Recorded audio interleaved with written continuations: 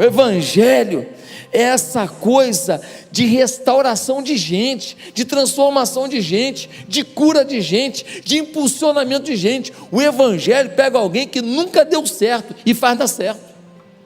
O Evangelho pega alguém que nunca acreditou em si mesmo e o cara fala: a partir de agora eu sou a bola da vez. O Evangelho traz libertação de gente cativa, viciada, aprisionada em vícios, em pecados. O Evangelho limpa esse negócio todo. O Evangelho faz uma família toda destroçada, arrebentada, se unir novamente. O Evangelho é a coisa mais poderosa da humanidade, porque restaura na gente a capacidade de ser feliz com o que a gente tiver. Às vezes você não tem o que você gostaria, mas há uma felicidade, há uma paz que só o Evangelho pode dar. Você chega na igreja, você encontra um monte de gente que foi bandido, sim ou não? O Evangelho é essa coisa maravilhosa. Por isso eu estou aqui para afirmar que não é inteligente recusar o Evangelho. Ah, pastor, o pessoal fala por aí que o pessoal da igreja, o pessoal bobão, ignorante. Não, gente, deixa eu te falar, desculpa, mas quem não recebe o Evangelho está dando mole, não é inteligente. Não vou chamar ninguém de burro, não é politicamente correto, mas não é inteligente. Pastor, você estava com vontade de chamar de burro? Não, olha só, não julgue meu coração, mas eu estou te provocando para você entender que quando a pessoa fala assim: não quero Jesus, não quero a palavra de Jesus, que é o Evangelho, não é inteligente, não é sábio. Todo mundo que recusa isso está dando mole, está vacilando, está jogando fora a oportunidade da vida. Você tinha que ter uma gratidão absurda de ter se rendido a Jesus, de ter conhecido o Evangelho. Isso era para dar festa todo dia, falar: eu tenho o Evangelho, porque o Evangelho é a coisa mais bombástica da vivência humana. Não dá para não se render a Jesus. Esse é o tema de hoje. Não dá, é absurdo, é loucura não se render a Jesus. Aí você fala: mas por que então? Por quê? Ah, você quer saber? Eu quero te falar.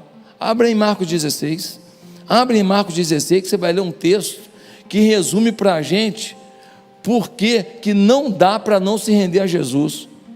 Jesus morreu na sexta-feira da paixão, passou o sábado ele na tumba. No domingo de manhã, um grupo de mulheres decide no túmulo de Jesus para ungir o corpo de Jesus. Era um sinal de valorização de Jesus, de homenagem a Jesus. Elas vão lá na feirinha, compram os perfumes, as especiarias, e elas vão até o túmulo pensando: como é que nós vamos abrir a porta do túmulo, porque a pedra é pesada. Mas quando chegaram lá na porta do túmulo, a pedra estava removida. Elas falaram: estranho, alguém abriu o túmulo, e elas entraram. Quando entraram, tomaram o maior susto. Tinha um anjo dentro do túmulo, e o anjo falou: vieram ver Jesus, né? Ele não está aqui, ele ressuscitou. Elas começaram a tremer, assustadas com aquilo. O anjo fala para elas: olha, vai lá e avisa para Pedro e para os outros apóstolos que Jesus foi para Galiléia, para eles irem para lá, que lá eles vão ver Jesus. As mulheres saem dali, e Maria Madalena, uma das mulheres, fala com os discípulos: ó, nós vimos Jesus, ele ressuscitou. Ninguém deu crédito. Mais 2 discípulos que haviam encontrado com Jesus voltam e falam: nós vimos Jesus. Os discípulos não deram crédito. Até que Jesus aparece para eles, e quando Jesus aparece para eles, eles estão comendo. Jesus chama a atenção deles, fala: olha, vocês deram mole aí, não acreditaram. E depois Jesus diz para eles: ei, eu tenho uma expectativa sobre a vida de vocês, que vocês preguem o Evangelho por todo mundo e anunciem que o Evangelho é a bomba atômica do céu para explodir qualquer tristeza e angústia da vivência humana. Que o Evangelho é a bomba atômica do céu para explodir qualquer resistência à sua felicidade. Preguem isso, anunciem isso. Meus amados, Este texto nos mostra por que não dá para não se render a Jesus. Porque não é inteligente não se render a Jesus. Por quê, pastor? Primeiro, não dá para não se render a Jesus, porque o Evangelho não tem preconceito com o nosso passado. Olha que coisa tremenda que aconteceu aqui. No versículo 9, a gente lê algo espantoso. Diz assim: quando Jesus ressuscitou na madrugada do primeiro dia da semana, apareceu primeiramente a Maria Madalena, de quem havia expulsado 7 demônios. Jesus, quando ressuscitou, normalmente a gente pensa, vai aparecer para alguém muito santo, alguém de uma vida muito bonita, um apóstolo, quem sabe alguns apóstolos, quem sabe Pedro, Tiago e João. Ele vai aparecer para aquelas figurinhas carimbadas que estavam com ele sempre, mas não. A primeira pessoa que ele encontra, que ele se revela ressurreto, é uma mulher que tinha uma vida esquisita, tão esquisita que ela tinha 7 demônios, e Jesus havia expulsado 7 demônios dela. Era uma endemoniada, uma mulher endemoniada que foi liberta por Jesus. E detalhe, alguns falam a Bíblia é preconceituosa. Ei, dá uma olhada nesse negócio aqui, olha que coisa tremenda. Jesus apareceu para uma mulher. Numa sociedade machista da época, não apareceu para um homem não, apareceu para uma mulher, e mandou que aqueles discípulos, ao escreverem a Bíblia, que registrassem que ele apareceu para uma mulher. Olha o resgate da figura humana, feminina, que Jesus traz. Meus amados queridos, o Evangelho entende que alguém morto espiritualmente só pode viver para o pecado mesmo, mas que alguém que ressurge em Cristo é nova criatura, e as coisas velhas já passaram, e tudo se fez novo. Ah, pastor, na igreja tem muito preconceito. Opa. Aonde tem pessoas, você tem culturas, você tem experiências de vida, você tem aprendizagens de vida, você tem sistemas de comportamento, e essas pessoas não vão pensar todo mundo da mesma maneira. Então pessoas podem ter algum tipo de preconceito, o Evangelho não. O Evangelho mostra que Jesus não está nem aí se a mulher era prostituta, se a mulher tinha uma vida torta, se a mulher era uma drogada, uma bêbada, não importa. Ela foi liberta, 7 demônios saíram. Jesus aparece para ela e fala: filha, eu estou vivo. É lindo demais, não é? O Evangelho é o único lugar que, se você foi um bêbado, um traidor, um adúltero, se você teve uma sexualidade distorcida, que se você viveu uma homoafetividade completa, não importa. Jesus diz assim: olha, o que você fez não me importa, o que importa é o que você é. E se você quiser ser em mim, eu estou contigo. Ah não, mas eu tinha 2 mulheres, eu tinha 2 homens, eu tinha isso, tal. Eu vivi essa loucura do mundo. Ei, se você crê em mim, eu lavo o teu coração, porque o meu sangue te purifica de todo o pecado. É isso que a Bíblia diz, o sangue de Jesus nos purifica de todo o pecado. O único lugar que você não é julgado pelo teu passado é no Evangelho. É só no Evangelho. Em todo lugar tem uma conta, em todo lugar você tem um estereótipo, em todo lugar, mas você é o cara que é no passado, né? Ah, você é a menina que é Tem mulher prudente, mãe de filho, já está casada há 20 anos, aí um dia ela passa no lugar, alguém fala: é a fulana ali, alguém fala: ih rapaz, tu sabe quem ela é? As pessoas trazem à tona uma informação desnecessária de uma mulher de família que já tem 20 anos casada. Alguém lembra de uma coisa errada que ela fez lá no passado dela. Esse é o mundo, o Evangelho não. O Evangelho, o cara chega aqui todo estragado, todo errado, ele se converte, o pessoal chama ele de irmão. Fala: irmão, fala minha irmã querida, amada. O Evangelho vira para uma pessoa que fez um monte de porcaria na vida, fala assim: vem cá, vai ser pastor ou missionário? O que você vai ser? Pastor, eu era garota de programa, eu era cafetina, é mesmo, e agora? Vai ser líder das mulheres de ouro da igreja aqui, das preciosas da igreja? Você vai ser o que aqui? Porque o Evangelho mudou sua vida, então o que você vai ser agora? Esse é o Evangelho, sim ou não? Esse é o Evangelho. Agora, como que você vai abrir mão do evangelho que faz isso acontecer? Aqui na igreja, sentado aqui, tem ex-adúltero, ex-traidor, ex-bêbado, ex-drogado, um monte de ex, um monte de coisa, que hoje é uma bênção nessa igreja, é um exemplo nessa igreja, é um modelo nessa igreja, abençoa a minha vida, eu aprendo com essas pessoas. Por quê? Porque o Senhor vem no passado e fala assim: arrependeu? Me arrependi, zera, vamos começar de novo. Ai, Senhor, obrigado porque a gente pode começar de novo. Obrigado porque a gente pode começar de novo. Obrigado porque o perdão do Senhor é completo, e hoje eu e você podemos começar de novo. Mas também não dá para não se render a Jesus. Sabe por quê? Porque é incontestável que o evangelho muda radicalmente os valores da pessoa para melhor. É incontestável. Quando a pessoa recebe o evangelho, recebe Jesus, a vida dela muda, os valores. O que é valor? Valores é o seguinte: os valores são prioridades internas que se expressam consistentemente em ações concretas. Ou seja, os valores são as verdades de dentro da gente.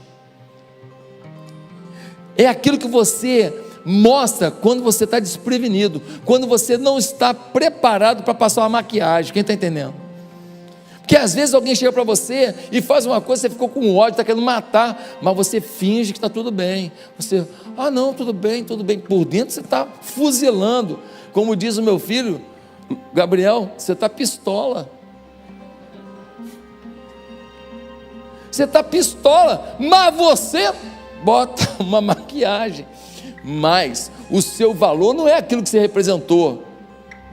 O valor da gente é a essência, é a verdade da gente. E quando a pessoa recebe realmente o Senhor Jesus, recebe o evangelho, os valores declarados passam a ser mais reais, porque normalmente nossos valores declarados não são reais, são falsos, são fake news. A gente diz que ama, que gosta, a gente diz que é assim, que é assado, a gente diz que valoriza a Bíblia, o evangelismo, que a gente está preocupado com o pobre, mas no fundo, a gente está preocupado com a gente mesmo, com o nosso umbigo.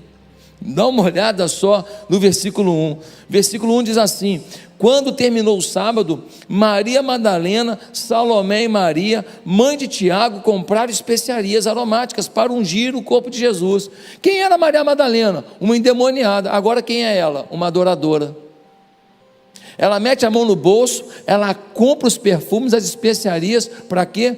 Para glorificar Jesus, para exaltar Jesus, para valorizar Jesus, para honrar Jesus. Onde estavam os discípulos? Versículo 10, olha só o que diz o versículo 10, incrível, hein? Olha os discípulos. Ela foi e contou aos que com ele tinham estado, eles estavam lamentando e chorando. Quando Jesus morreu, os discípulos ficaram lamentando e chorando. Essa mulher teve uma atitude, comprou perfume para lá honrar Jesus. E olha o detalhe: quando Jesus morre, a impressão que dá é que ele fracassou. A impressão que dá é que ele não conseguiu, que quem venceu foram os religiosos, que quem venceu foram os soldados. A impressão que dá é que Jesus fracassou, mas essa mulher, ela lembra do que Jesus fez na vida dela, ela lembra dos 7 demônios que ela tinha, ela lembra que ela tinha uma vida torta, triste, amargurada, depressiva, e que Jesus mudou a história dela. Então ela não quer nem saber se alguém acha que ele fracassou. Ela vai lá, pega o dinheiro dela, sofrido, ganha com dificuldade, compra os perfumes para ir lá arrumar um jeito de remover a pedra, para botar perfume no corpo de Jesus e falar: o Senhor morreu, mas a minha honra está aqui. E os discípulos de Jesus, olha o que o evangelho fez, é incontestável, os valores mudaram. Tiago e João, apelido dos caras, filhos do trovão, os nervosinhos, os brigões, os caras que escreveu no leu, o pau quebrou, o pau comeu. É assim a vida deles, filhos do trovão. Aí João vira quem? O apóstolo do amor.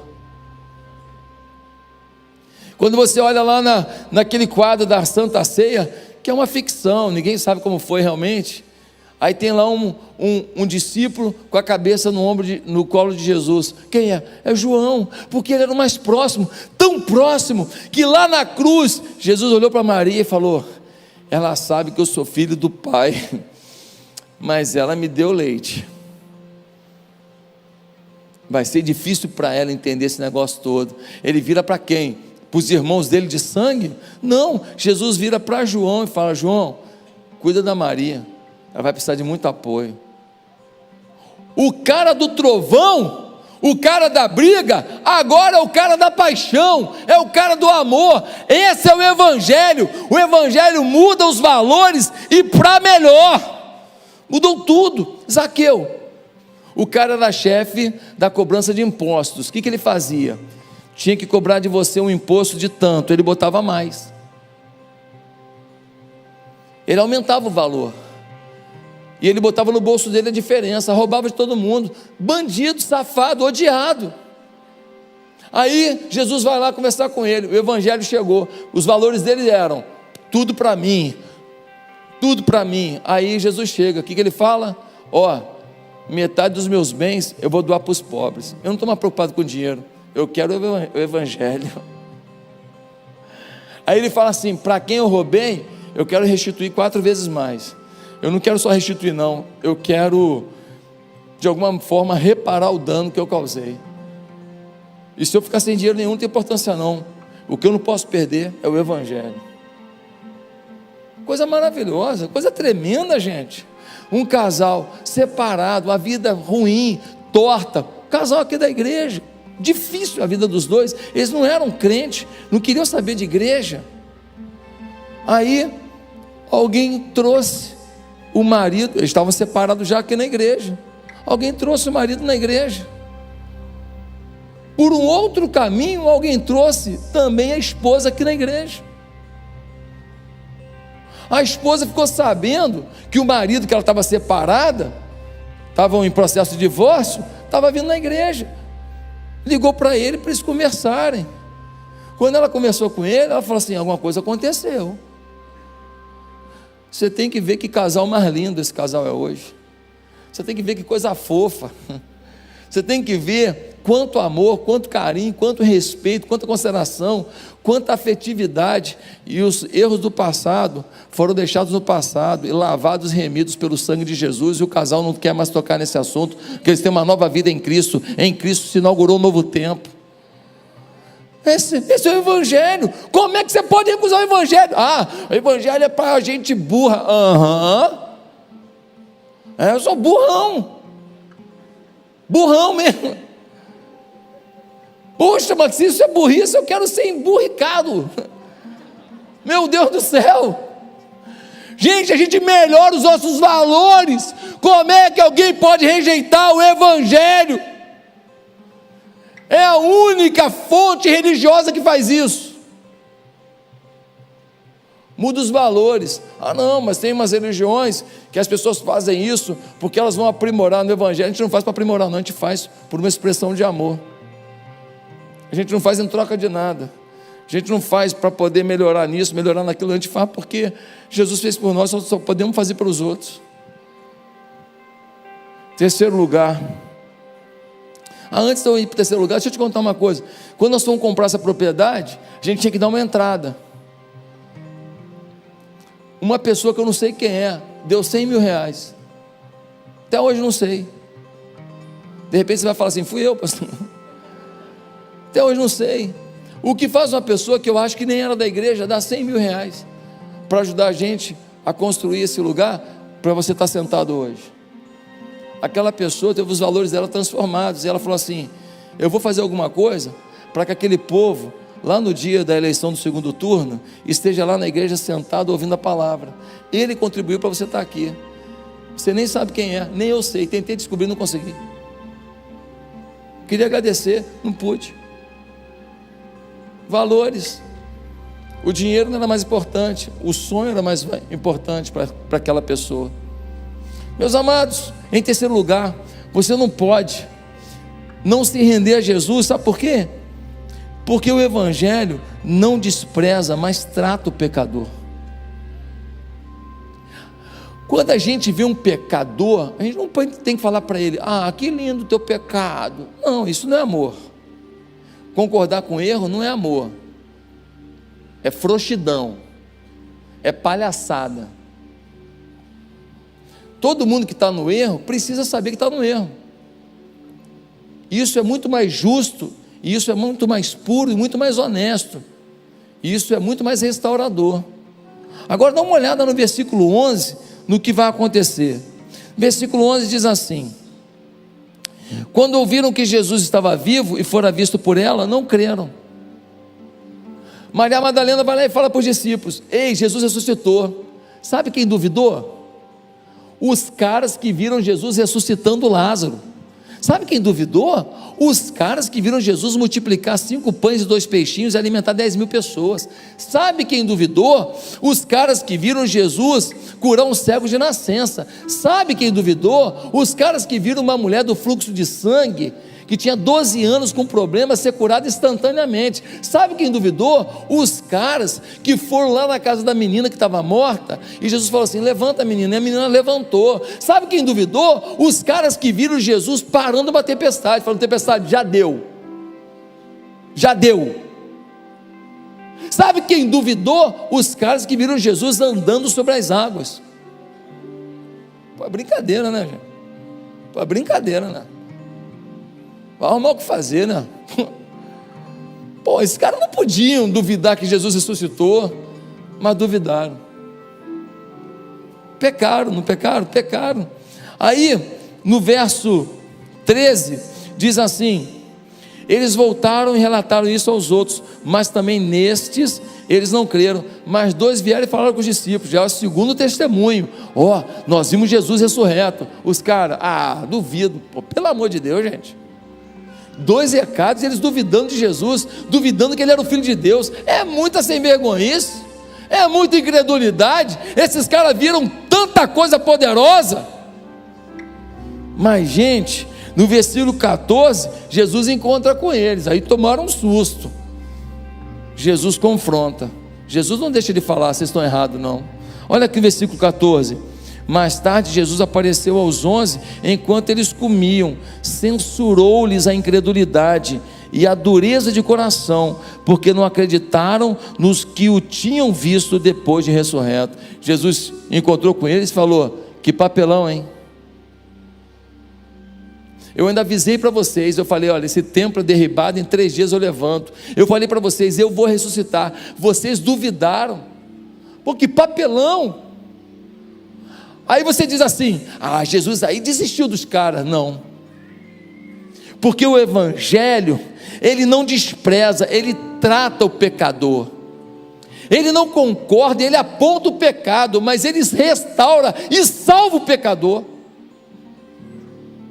Olha o que está aqui no versículo 15, diz assim: e disse-lhes: vão pelo mundo todo e preguem o Evangelho a todas as pessoas. Depois que ele mostrou o erro deles, ele disse: gente, me ajuda aí por favor com as crianças. Depois que ele chegou e falou: olha, vocês erraram, vocês fizeram uma coisa que não foi legal, vocês foram incrédulos, vocês duvidaram. O que ele fez depois disso? Falou: ó, peçam perdão ao Pai e vamos recomeçar, eu acredito em vocês. Ele vira para eles e fala assim: agora que vocês viram que é verdade, que eu estou vivo, saiam pregando isso para tudo quanto é lado, saiam falando para todo mundo, saiam depositando fé no coração de cada pessoa, saiam demonstrando o meu amor para cada pessoa, metam bronca, mudem o mundo. Os caras saem dali ousados, os caras saem dali tomados pela intrepidez. Eles começam a anunciar o Evangelho para tudo quanto é lado, com uma força tal. Lá pelas tantas ele olha para Tiago, perdeu o pescoço, e eles continuam. Lá pelas tantas Pedro é crucificado de cabeça para baixo, e eles continuam, eles não param, mesmo quando seus amigos soldados morrem na batalha. É incrível como que a gente não pode rejeitar o Evangelho, porque o Evangelho não despreza mesmo a nossa incredulidade, mesmo a nossa pecaminosidade. Ele nos trata e Ele acredita na gente. Que coisa linda! Uma igreja que não fala do pecado não é bíblica. Não, a gente aqui só canta louvor e a gente fala que Deus é bom, que Deus é vitória. Respeita as igrejas que têm essa linha, mas não é bíblico isso. A igreja tem que apontar o pecado e falar: pecado é pecado, sexo é só homem e mulher dentro do casamento, ponto. É Bíblia, é a palavra de Deus. Acabou. Droga é pecado, pecado, acabou. Não tem isso. Ah não, vamos legalizar, descriminalizar. Não vai não. Aborto, pecado. Pecado. Não cabe a gente tirar a vida de ninguém. Pecado. O que é pecado. Mentira, pecado. Fazer uns acordos lá para arrumar um dinheiro por fora, no governo, pecado. Pecado. Adulterar, pecado. Negar sexo para o seu marido só porque ele não fez alguma coisa que você queria, deixar ele na febre do rato, pecado. Pecado. Pecadão. Esse é uma... Os homens que me apoiam digam sim. Gente, pecado. Você casa, o cara fica na maior fissura, se amarra na tua. Não, falou com a minha mãe, eu não gostei, pronto. Dá um gelo de 2 meses. Pecado. Falta de respeito com o desejo que esse homem tem por você. Pecado. Isso não ajuda o teu casamento em porcaria nenhuma. Gostei desse termo, porcaria nenhuma. Pecado. Queridos, em quarto lugar, por que não dá para não se render a Jesus? Por que não dá? Por quê? Porque o Evangelho nos dá a oportunidade de viver um propósito de Deus. Não dá para abrir mão do Evangelho, porque Ele nos dá propósito. Olha o versículo 15, Ele virou para os discípulos e falou: saiam pregando o Evangelho. Gente, a gente ganha sentido na vida, a gente se une a Deus num propósito de Deus, não no propósito nosso, mesquinho, humano, limitado. O que a Bíblia está dizendo? Que Jesus virou para eles e disse: olha, preguem o Evangelho, falem para todo lado que vocês são meus, que vocês são meus servos. Você foi chamado para ser um ministro de Deus, um príncipe de Deus, uma embaixatriz de Deus, um representante de Deus. Nos dá sentido de vida o Evangelho. Pastor, eu pensei que o sentido da minha vida era ser engenheiro, administrador, médico, manicure, pedreiro. Ei, deixa eu te falar. Quando a gente ia lá para a empresa, o engenheiro ia e fazia projeto de engenharia e fazia obra, e a gente não pregava o Evangelho, mas o diabo falava. O engenheiro falava para o outro. Eu trabalhei em empresa de engenharia, prestei serviço em empresa de engenharia. Um engenheiro falava para o outro: pô, aquela secretária ali, hein? Pô, eu vou pegar. O diabo falava, mas o crente: não, se eu estou aqui para trabalhar. Ele não falava. Quando a gente ia para o futebol, a gente ia lá e jogava pelada, comia um churrasquinho, batia papo com os amigos, mas a gente não pregava o Evangelho, mas o diabo falava: meu irmão, tem uma mulher aí, não sei que lá, um lugar maneiro, para uma festinha, pá, vamos lá, e tal, toma mais uma aí, e tal. O diabo falava: bebe mais uma, prova essa aqui também. O diabo falava, a gente calava. Quando você é médico, ia lá para o hospital, chegava lá: aqui a receita, tal, toma esse medicamento 3 vezes ao dia, de 8 a 8 horas, tal. Você só fazia o seu ofício, mas o diabo falava. O diabo falava: cara, o que tem que tu levar uns negócios desse aqui, ó, do hospital para casa? O que tem? O que tem você tirar um benefíciozinho? O que tem você se envolver com uma mulher aqui? Tua mulher não está vendo mesmo, que os olhos não veem, o coração não sente. O que tem? O diabo falava. Quando você ia para a escola, para a faculdade, você ia para lá para a faculdade: não, vou lá para tirar nota boa, fazer minha prova, dar meu testemunho. Você ficava calado, não pregava, mas o diabo falava. O diabo falava que a família não está com nada, que os seus pais são burgueses, que o que importa mesmo é a luta social.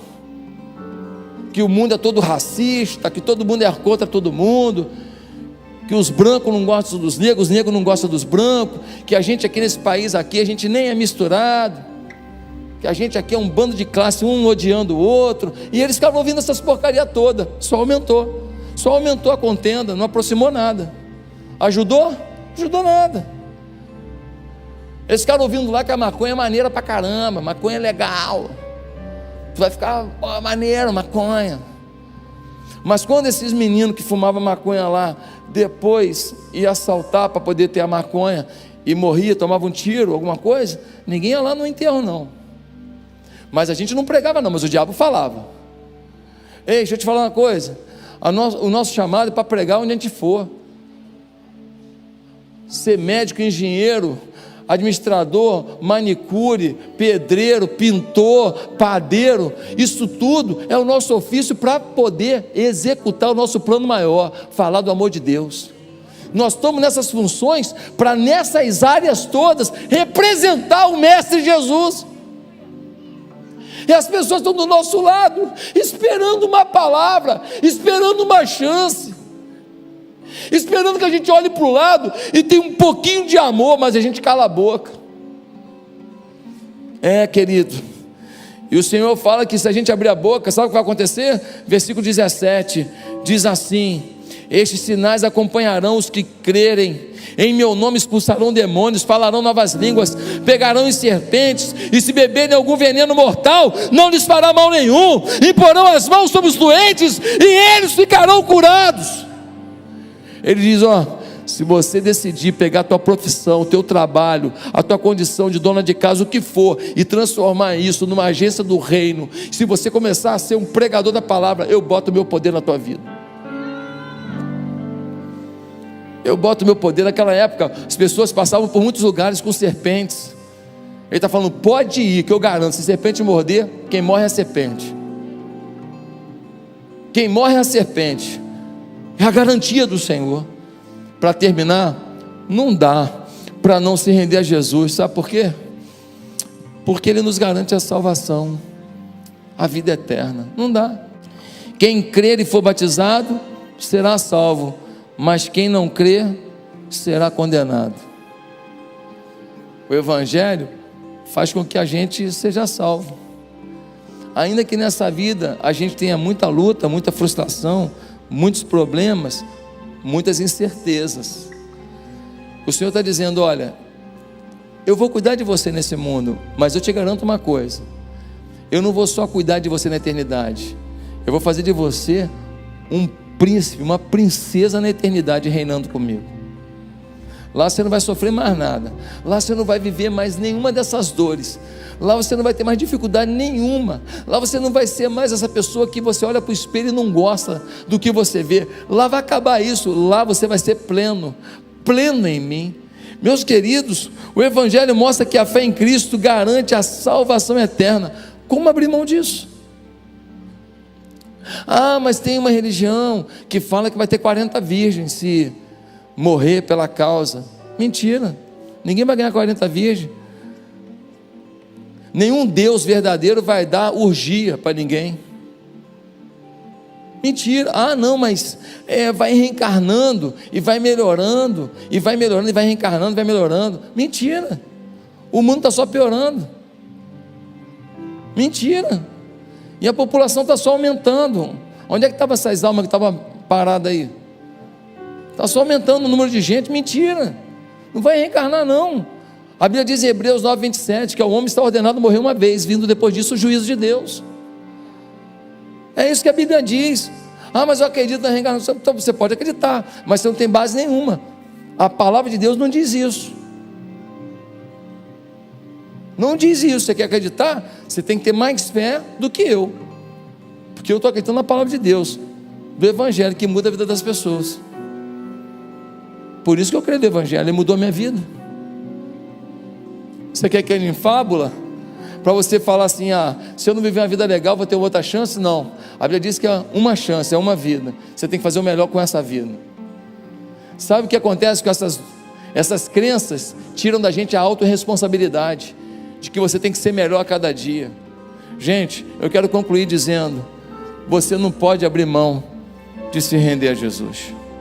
Não é inteligente. Jesus está esperando você hoje para mudar a sua história.